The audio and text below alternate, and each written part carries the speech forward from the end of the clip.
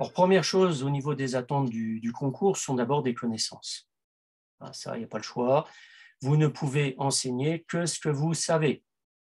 Plus vous en savez, moins vous dites de bêtises. Mais le problème, c'est que plus vous en savez, plus vous avez envie de raconter. Et c'est là où le deuxième aspect, deuxième type de compétence, didactique et pédagogie, vous demande de faire le tri, la sélection dans ce que vous avez à transmettre ou à faire travailler donc les élèves.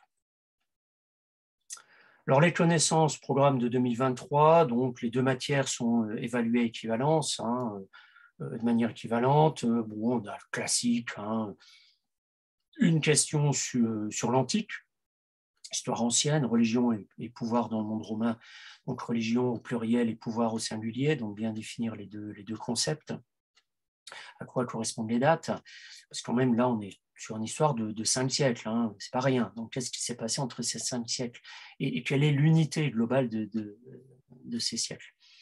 Deuxième thème, deuxième question, la construction de l'État monarchique en France de 1380 à 1715, donc question nouvelle. Bon, alors, construction, on est dans une dynamique. L'État, qu'est-ce que l'État? Comment est-ce qu'il se met en place? Comment est-ce qu'il se légitime lui-même? Ce n'est pas gagné au départ. L'État n'existe pas. Pour en arriver finalement à Louis XIV qui, alors il ne l'a pas dit, l'État c'est moi, mais on lui a rapporté, mais c'était très clair, le roi Soleil, autrement dit, tout ramené sur la personne d'un individu. Donc, comment est-ce qu'on est passé, en gros, du seigneur moyenâgeux qui est la tête des autres seigneurs, donc qui est le suzerain de tous les suzerains, à un roi qui dit, bon, ok, voilà, maintenant c'est moi qui décide de tout.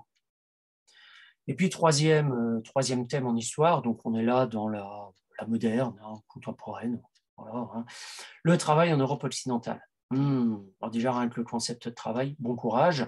En plus, les années 1830 aux années 1930, alors, ce n'est pas de 1830 à 1939, ou alors vous argumentez bien, c'est des années 1830 aux années 1930. Autrement dit, qu'est-ce qu'il s'est passé dans ces 2 décennies-là qui pourrait servir de borne temporelle? Et là, en sous-thème, main-d'œuvre artisanale et industrielle, c'est normal, révolution, on va mettre des guillemets, première et deuxième révolution industrielle, et puis pratique et questions sociales. Autrement dit, quel est le rapport des individus, des sociétés à l'époque avec le travail? En géographie, les géographies sont beaucoup plus simples. Frontières, débrouillez-vous avec, juste un mot, plus il est au pluriel, c'est même pas les frontières, c'est frontières, une approche vraiment générique. Deuxième thème, l'Amérique latine, ok. Qu'est-ce que l'Amérique latine? En plus, elle est au singulier, comme si elle était une unité à part entière, ce qui n'est pas gagné non plus. Et puis, troisième thème, j'adore, bon courage pour le travailler, parce que là, on pourrait faire toute la géographie universitaire là-dessus, population, peuplement et territoire en France. Bien définir les concepts, population, pourquoi c'est au pluriel, qu'est-ce qu'on entend par population, comment on la mesure, à quoi ça correspond. Peuplement, qu'est-ce que le peuplement? C'est l'évolution de la population dans le temps, oui, mais c'est aussi son occupation à l'intérieur d'un territoire. Ah, ça tombe bien, on parle de territoire après. Oui, mais territoire, c'est au pluriel. Quels sont les territoires à l'intérieur desquels on a ces populations et ces dynamiques de population, d'occupation, d'aménagement, d'habiter le territoire? Programme de 6e. Question nouvelle. Donc, les attentes du concours, pédagogie didactique, ou didactique et pédagogie, les deux fonctionnent dans les deux sens. Alors, ce que cherche à évaluer le concours, c'est en fait ce qu'on appelle la transposition didactique. La transposition didactique, c'est tout simplement relier 3 pôles que vous devez connaître. Le pôle scientifique de type universitaire avec vos connaissances académiques. C'est évalué à l'écrit comme à l'oral. Vous ne pouvez enseigner qu'à partir du moment où vous savez ce que l'on vous demande d'enseigner. Deuxième pôle, c'est le pôle pédagogique. Alors, pôle pédagogique qui se décline en plusieurs approches. Le référentiel des compétences, les fichiers du SCOL et enfin le sacro-saint bulletin officiel.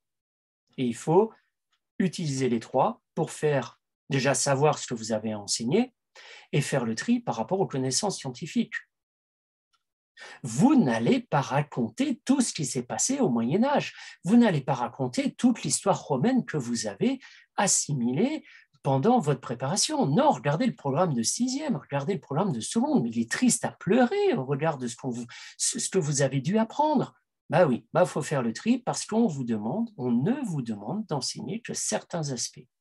Et ça, c'est extrêmement important parce que ce pôle pédagogique vous demande de trier, de sélectionner le savoir que vous avez à transmettre aux élèves.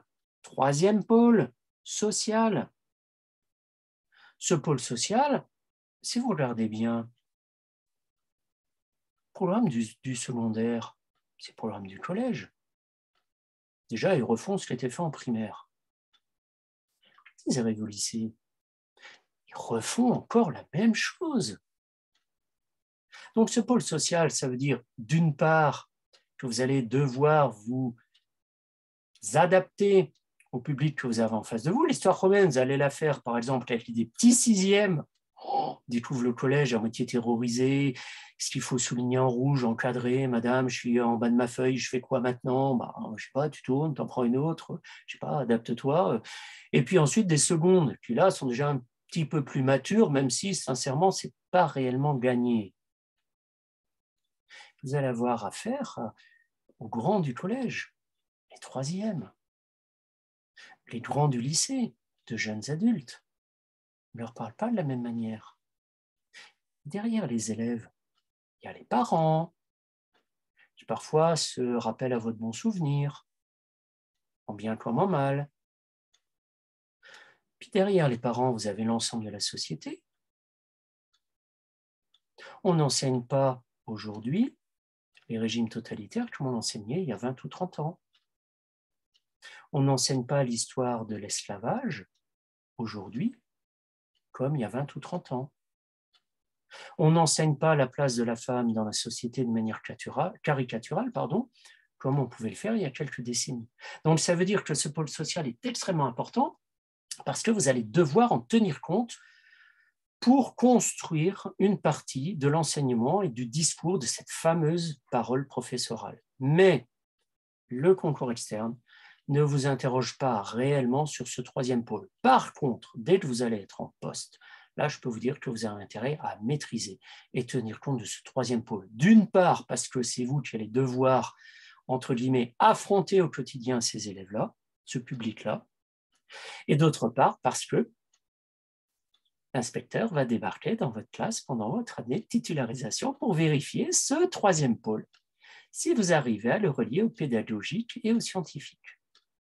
Donc, à l'oral, on reste vraiment dans une approche théorique de la transposition didactique, mais gardez à l'esprit qu'elle est évaluée à deux moments différents, d'une part à l'écrit, notamment dans la deuxième épreuve, d'autre part à l'oral, à travers la production d'un projet, vous voyez, je suis prudent, hein, production d'un projet d'animation, de séance d'enseignement. Voilà, et le petit cercle vert, c'est votre cours ou ce que vous faites qui essaye de se placer à l'équilibre entre le scientifique, le pédagogique et le social. Si vous allez trop vers le scientifique, bah, vous serez le ou la prof qui il sait des choses, bah, alors pas foutu de les transmettre. Si vous êtes trop dans le pédagogique, on va vous dire ouais, non, mais attendez, d'accord, il y a le texte du bulletin officiel, mais il y a aussi l'esprit. Il s'agirait peut-être de rentrer dedans et pas de réciter la sainte parole du bulletin officiel.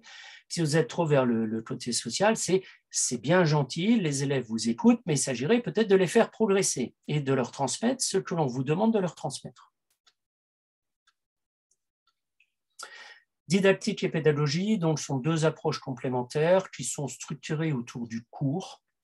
Bon, cours, c'est un terme générique, hein, séance, séquence, voire votre enseignement, je ne rentre pas dans le détail. La partie didactique, elle est tournée vers le scientifique. C'est-à-dire, dès que l'on parle de didactique, on fait référence au scientifique, d'une part, pour les connaissances. Autrement dit, vous ne pouvez enseigner que ce que vous savez. Et ce que vous savez, c'est ce qui est issu du travail des chercheurs, des universitaires. Donc, tenez-vous au courant, tenez-vous à jour des travaux des principaux chercheurs en histoire comme en géographie. Mais en même temps, tout ça, c'est bien parce que, vous ne faites pas cours à des étudiants, vous faites cours à des élèves. Donc, il va falloir basculer dans une approche pédagogique, c'est-à-dire adapter la construction et la transmission de ce savoir auprès d'un public particulier. Et donc, autant vous allez devoir tenir compte des connaissances de l'historien, mais aussi du raisonnement de l'historien comme du géographe. Ok, c'est bon, l'historien raisonne en continuité, rupture, en événement, de manière thématique, transversale, etc.